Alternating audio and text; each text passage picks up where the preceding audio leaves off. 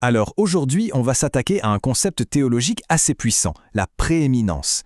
Mais qu'est-ce que ça veut dire au juste? D'où ça vient? C'est ce qu'on va explorer ensemble.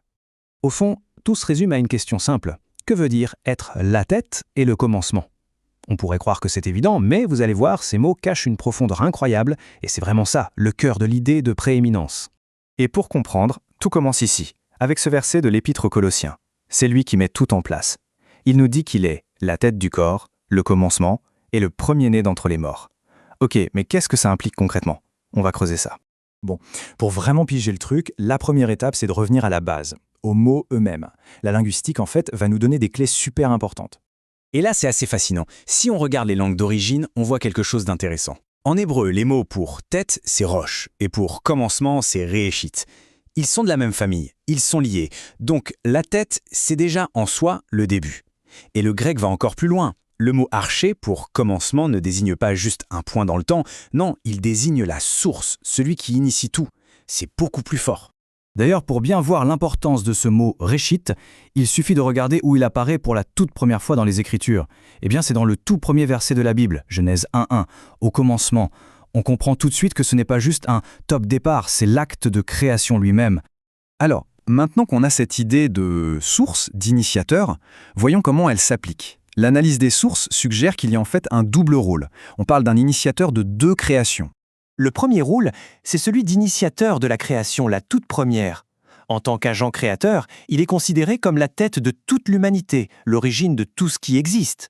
Ça, c'est le premier grand pilier de sa prééminence. Mais il y a un deuxième volet, tout aussi important. C'est à travers sa résurrection qu'il devient la source d'une nouvelle création. Et c'est là qu'il prend ce rôle bien spécifique de tête de l'Église.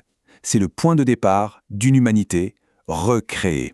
Ok, mais comment ça marche, cette recréation?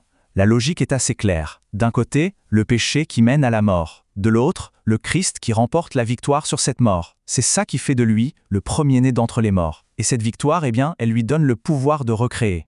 Et ça, c'est vraiment le point central à retenir. Sa résurrection, ce n'est pas juste un événement pour lui tout seul, c'est le fondement de tout.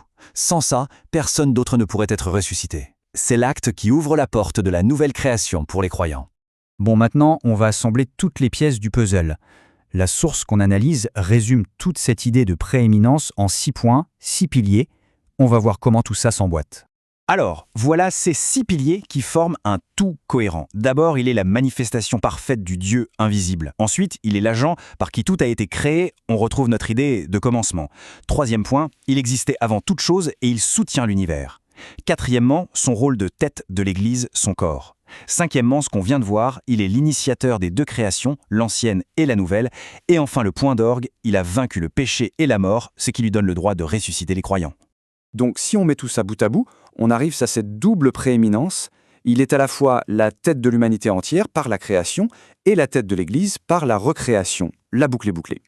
Et pour conclure, la source nous propose non pas une affirmation, mais une question. Une question pour nous faire réfléchir et passer, en quelque sorte, de la théorie à la pratique. La question, c'est celle-ci. Quels changements sont nécessaires pour faire l'expérience de cette prééminence dans sa propre vie? C'est une invitation en fait à se demander ce que tout ce qu'on vient de voir change pour nous, personnellement. Voilà, merci d'avoir suivi cette exploration.